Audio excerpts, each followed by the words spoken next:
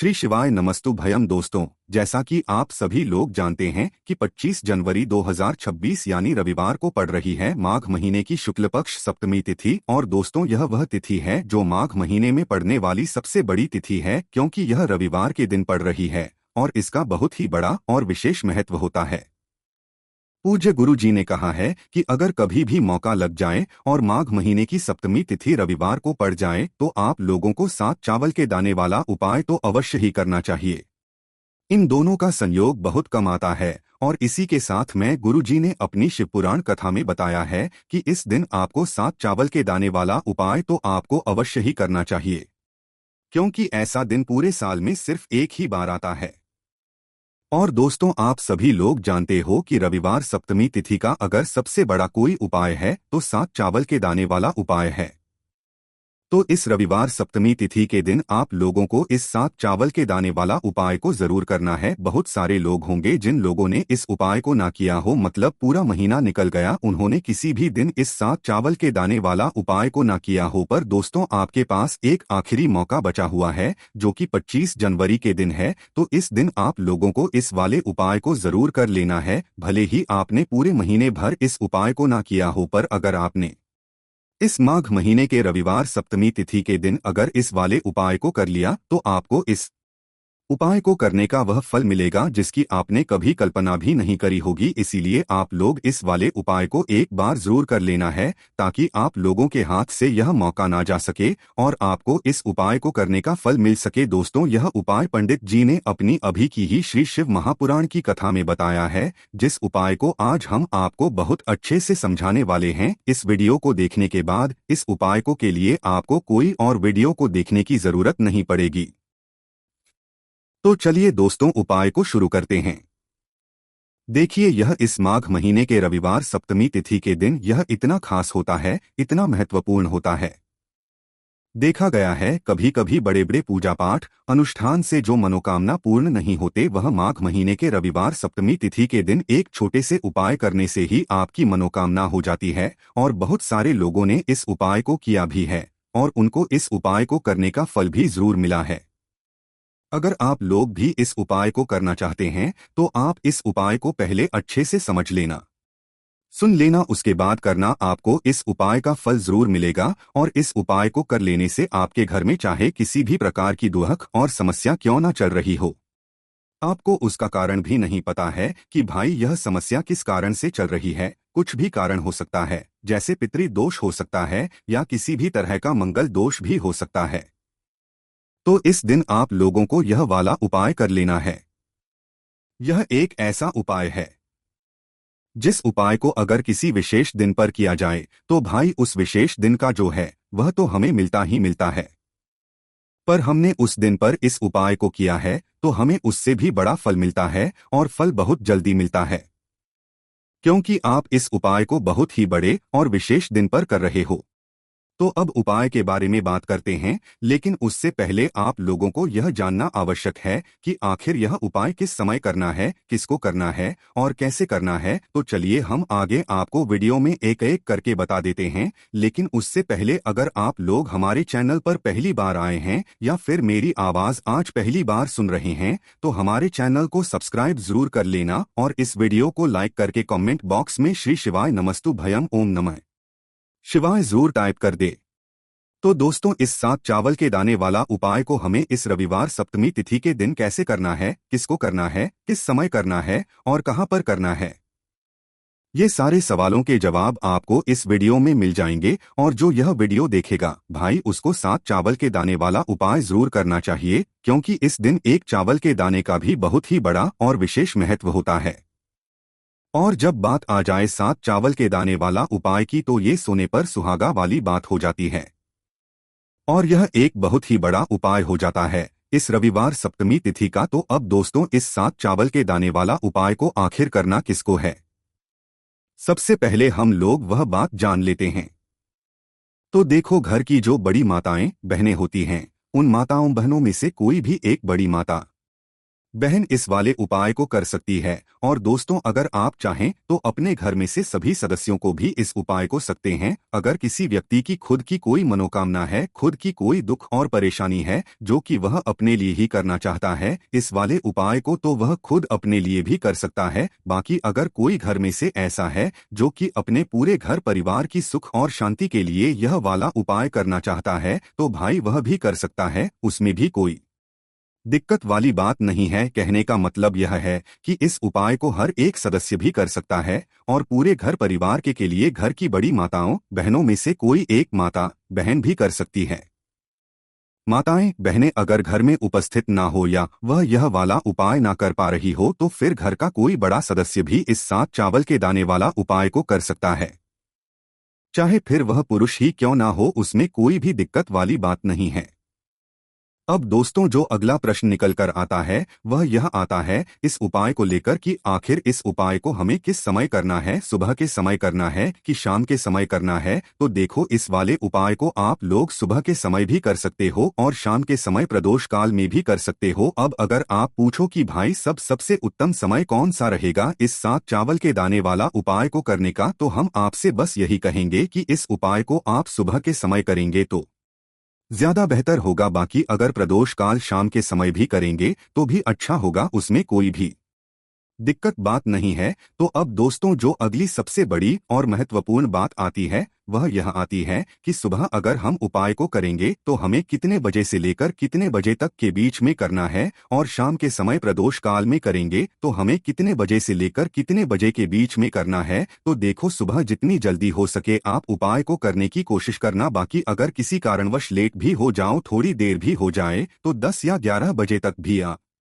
उपाय कर लेना, पर 12 बजे से ज्यादा देरी ना हो, ठीक है? इस बात का ध्यान रखना। उसके बाद में दोस्तों, अगर शाम के समय प्रदोष काल की बात करें, प्रदोष काल का जो समय है होता है वो शाम के 6 बजे से शुरू हो जाता है। मतलब शाम के 6 बजे से लेकर 7 बजे के बीच का जो समय होता है ये समय प्रदोष काल का समय होता है। तो आप इस उपाय को 7 या 8 बजे के बीच में भी कर सकते हो। मतलब शाम के 6 बजे से रात 8 बजे के बीच में आप कभी भी इस वाले उपाय को कर सकते हो, उसमें कोई भी दिक्कत वाली बात नहीं है। देखिए दोस्तों, एक एक करते हुए हम उपायों को समझेंगे। सबसे पहला उपाय बहुत ही आसान सा उपाय है। देखो, यदि आपको ऐसा लगता है कि बाबा आपकी सुन ही नहीं रहे हैं, बाबा आपकी मनोकामना परिपूर्ण कर ही नहीं रहे हैं, आपने कई उपाय कर लिए, आपने इच्छाएं महादेव के सामने रख दी, लेकिन आपकी मनोरथ जो है वह परिपूर्ण हो ही नहीं रही है, और आप चाहते हैं कि वह मनोरथ जो आप कई दिनों से बाबा से मांग रहे हैं वह परिपूर्ण हो जाए, तो आपके जीवन के दुख तकलीफ है ये सब दूर हो जाए। देखिए, हो सकता है आपके घर में कोई कोर्ट केस चल रहा है या आपके घर में बहुत ज्यादा लड़ाई झगड़े चलते हैं, तो आपके घर में अगर शांति नहीं है, आपके घर में धन की कमी है, धन की वजह से आपके घर में बहुत ज्यादा लड़ाई झगड़े चल रहे हैं, तो आपकी तकलीफ दूर होने वाली है। स्वयं नंदी जी वाला यह विशेष उपाय है। नंदी जी के कान में कुछ बोलना है, नंदी जी के कान में इस प्रकार से बोलना है और आपकी मनोकामना परिपूर्ण हो जाएगी। देखो, क्या क्या चीजें को लेनी है पहले ये समझ लीजिए। आपको लेना होगा एक बेलपत्र। बेलपत्र तीनों पत्ती होनी चाहिए, कहीं से भी खंडित नहीं होना चाहिए, ठीक है? बेलपत्र के साथ में आपको लेना है पीला चंदन, मात्र 1 बूंद, मात्र 1 बूंद छोटी सी टिकी आपको लगानी है बेलपत्र में, इसीलिए थोड़ा सा ही पीला चंदन आपको लेना है और इस पीले चंदन के अंदर थोड़ा सा जल मिला देना है ताकि गीला हो जाएगा, पेस्ट के रूप में तैयार हो जाएगा। आ गई इतनी बात समझ में? अब आप क्या करना है, आपको साथ में लेना है 7 चावल के दाने। महादेव आपका साथ देने वाले हैं इन 7 चावल के धनों से। अब आपको क्या करना है, भगवान शिव के मंदिर में आपको जाना है। नंदी जी बैठे हैं, नंदी जी के पास में, मतलब जो पैर उठा हुआ रहता है ना नंदी जी का, उस साइड आपको, सीधे साइड आपको बैठना है। इस यहाँ पर जैसे ही बैठोगे यहाँ पर आपको बेलपत्र लेना है और बेलपत्र की जो यह बीच की जो डंडी है यहाँ पर आप मात्र पीले चंदन की एक बिंदी लगा देनी है। पीले चंदन की बिंदी लगा दी। अब यह जो ऊपर वाली जो पत्ती है यहाँ पर एक एक करते हुए 7 चावल आपको रखना है, ठीक है? 7 चावल आपने ऊपर वाली पत्ती पर रख दिए, या देखो एक प्लेट ले जाना, तो प्लेट के ऊपर आप बेलपत्र रख देना, फिर टिकी लगा देना, फिर उसके बाद आप ये 7 चावल के दाने रख देना, ठीक है? अब आपको क्या करना है, जहां पर आप नंदी जी के वहां पर बैठे हो तो नंदी के कान में आपको आपकी जो भी इच्छा है, जो आप चाहते हैं कि महादेव परिपूर्ण करें, और नंदी जी के कहने पर महादेव आपकी मनोकामना निश्चित तौर पर परिपूर्ण करेंगे। तो आपको क्या करना है, नंदी जी को कान में आपको बोल देना है जो भी आपके दुख तकलीफ है, जो भी आपके कष्ट है, वह सब दूर हो जाए, ऐसी आपको कामना करना है। और नंदी जी के कानों में आपको बोल देना है जो भी आप चीज बोलेंगे वह नंदी जी भगवान शिव से विनय करके बोलेंगे, और नंदी जी की बात भगवान शिव नहीं टालते हैं, और इसीलिए जो भी इच्छा है, आपकी जो भी कामना है, वह आपको विशेष बोलना है, और उसके बाद आपको वहां से उठना है। ठीक है। नंदी जी को कान में मनोकामना बोल दी, फिर उठना, फिर उसके बाद भगवान शिव के वहां पर जाना, और यह जो बेलपत्र है, यह बेलपत्र चिकना वाला साइड जो है, और भगवान शिव के शिवलिंग के ऊपर इसे अर्पित कर देना है। अर्पित कैसे करोगे?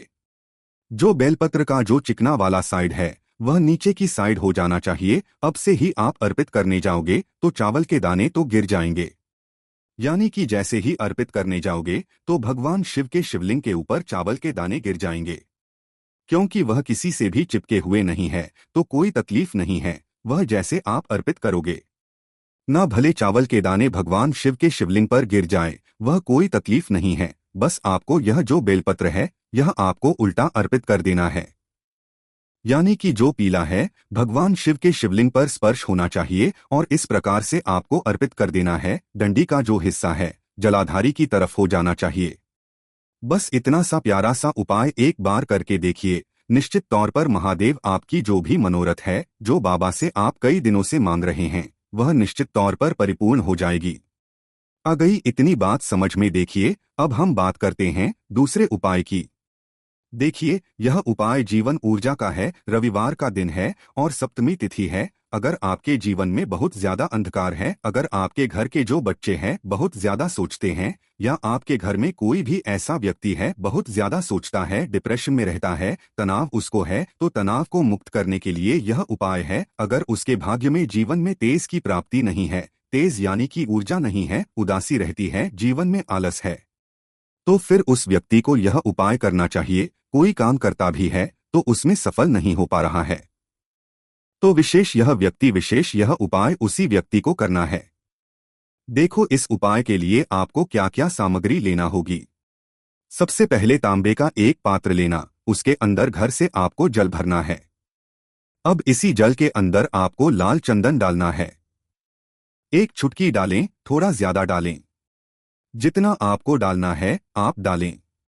लाल चंदन जो होता है वो तेज की वृद्धि करता है। रविवार के दिन लाल चीजों का उपाय करना बेहद शुभ होता है, और हो सके तो लाल रंग के कपड़े पहन करके अगर आप यह उपाय करेंगे ना तो और भी शुभ होगा। यह लाल चंदन मिश्रित जल आपको क्या करना है, आपको जाना है किसी भी बेलपत्र के पेड़ के वहां पर। सुबह से लेकर के शाम तक आप यह उपाय कर सकते हैं। कल रविवार की सप्तमी तिथि पर सुबह से लेकर के शाम तक आप बेलपत्र के पेड़ के वहां पर जाना, उत्तरमुखी होकर। आपके जीवन के अंधकार दूर हो, जो भी आप स्मरण करेंगे। आप लेट उठते हैं, आपसे कोई कार्य बनता नहीं है, आपके जीवन में रोग बहुत ज्यादा है, तो भी आप ये उपाय करेंगे तो आपको उसका स्मरण करना है कि यह समस्या मेरी महादेव आपको दूर करना है।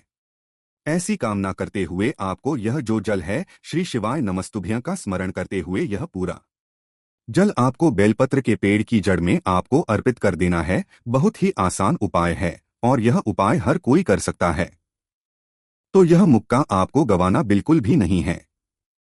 ये हो गया दूसरा उपाय। अब हम बात करते हैं अंतिम उपाय की, तीसरे उपाय की। देखो, यह उपाय बहुत ज्यादा खास है। शिवलिंग पर चढ़ा जल 3 जगह आपको लगाना है आपके शरीर में, और आपकी बीमारी दूर हो जाएगी। देखो, अगर आपको कोई बीमारी हो गई है और बार बार आप डॉक्टर को दिखा रहे हैं, डॉक्टर ने बोला 5-10 दिन अगर आराम नहीं होगा तो आप एडमिट हो, या आपके शरीर में कोई रोग है जो कई दिनों से है और आप चाहते हैं कि वह रोग आपका दूर हो जाए, तो यह रोग आपका निश्चित तौर पर दूर होगा। बहुत ही आसान सा उपाय है, घर का कोई भी व्यक्ति यह उपाय कर सकता है। यह रोगी व्यक्ति भी यह उपाय कर सकता है।